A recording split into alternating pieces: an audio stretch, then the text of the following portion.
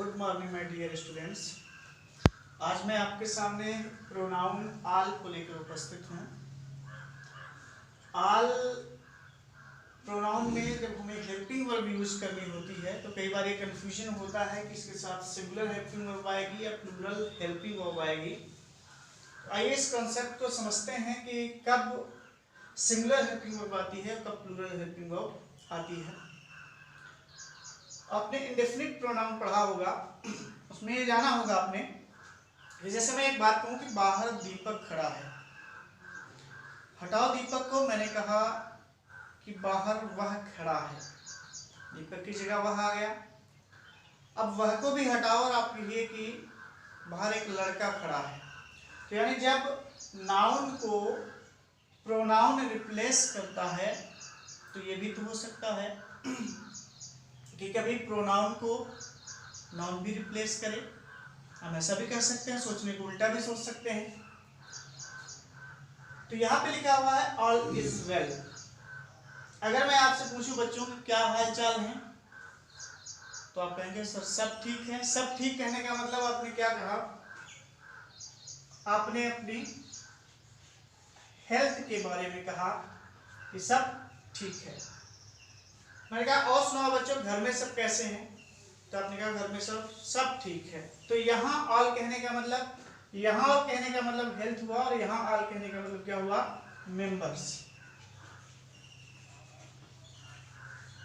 और आप जानते हैं हेल्थ लिखा है, हेल्थ में TH आने की वजह से ये अनकाउंटेबल नाउन बना।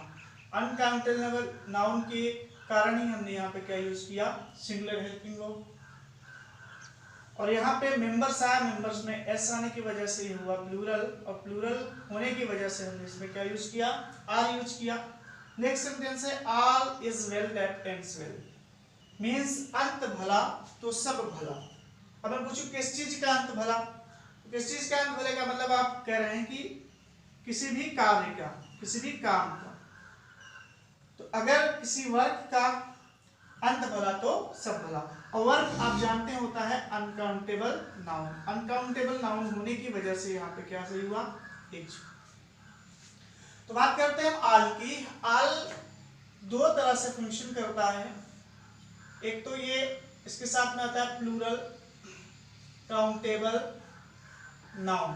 प्लूरल काउंटेबल नाउन होने की वजह से इसमें प्लूरल हेल्पिंग वर्ब का हम यूज करते हैं। और दूसरा अनकाउंटेबल नाउन की तरह फंक्शन करता है। अगर अनकाउंटेबल नाउन की तरह ये फंक्शन करता है तो यहाँ पे हम सिंगुलर हेल्पिंग वर्ब का यूज करते हैं। जैसे यहाँ पे हेल्थ अनकाउंटेबल नाउन है तो सिंगुलर हेल्पिंग वर्ब यूज की। मेंबर्स ये प्लूरल काउंटेबल नाउन है जिसकी वजह से आर यूज किया।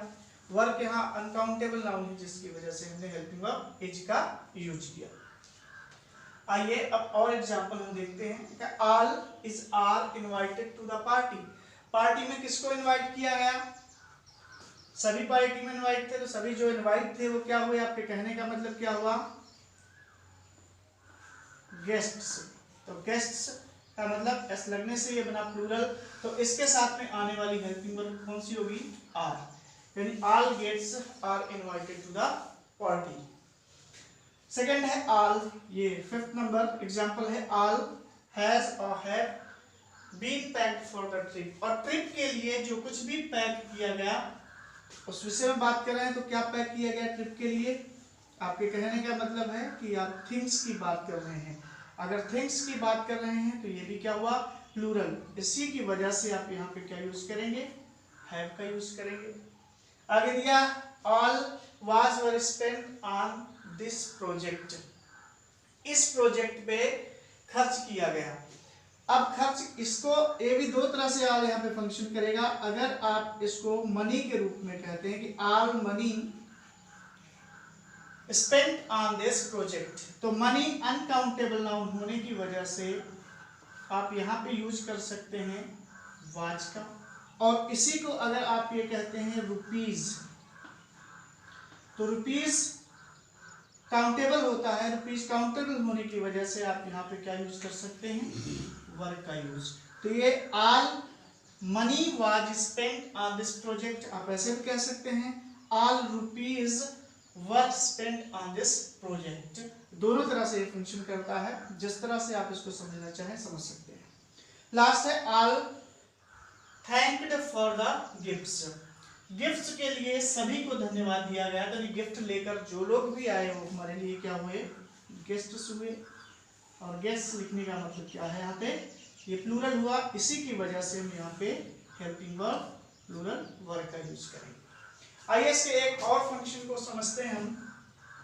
कभी कभी ये ऑल, कभी कभी ये ऑल नाउन प्रोनाउन जो है ये यहाँ पे अपने सब्जेक्ट कॉम्प्लीमेंट के लिए सब्जेक्ट कॉम्प्लीमेंट को रिप्लेस करता है, और इसी के अकॉर्डिंग हम यहाँ पे आने वाली हेल्पिंग वर्ब का यूज करते हैं।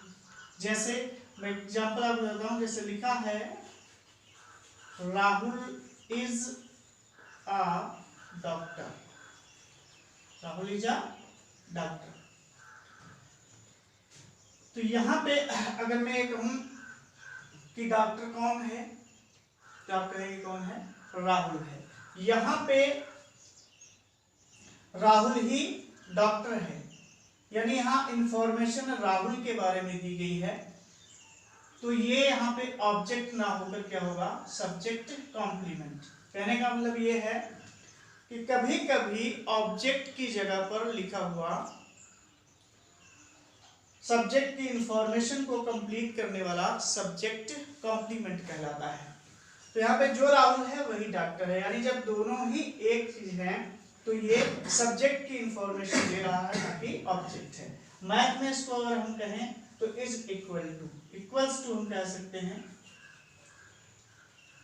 ये सब्जेक्ट की इंफॉर्मेशन दे रहा है, दोनों एक ही चीज, सब्जेक्ट कॉम्प्लीमेंट हुए।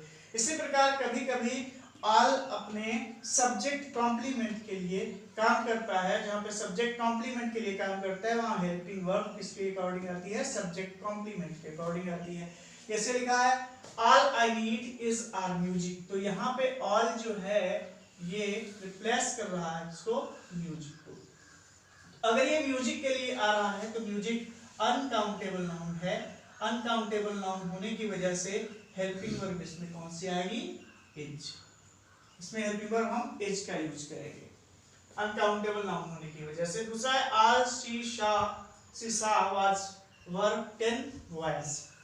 अब यहाँ पे ऑल रिप्लेस कर रहा है 10 बॉयज को। ऑल का यहाँ पे सब्जेक्ट कॉम्प्लीमेंट क्या है, 10 बॉयज है। तो 10 बॉयज की वजह से ये प्लूरल काउंटेबल नाउन हुआ। प्लूरल काउंटेबल नाउन होने की वजह से हम यहाँ पे क्या यूज करेंगे, वन। थर्ड सेंटेंस है all Rakhi wants is are 10 rupees. अब यहाँ पे ऑल रिप्लेस कर रहा है, कहें तो 10 रुपीज को। अब 10 रुपीज क्या है, अगर आपने नाउन पढ़ा हो तो नाउन में एक आता है यूनिट, क्लासिफिकेशन करने पे, तो उस यूनिट में आपने हो सकता है पढ़ा हो अवधि से पहले, A for amount, W for wait, D for distance, S for P for period of time, S for speed.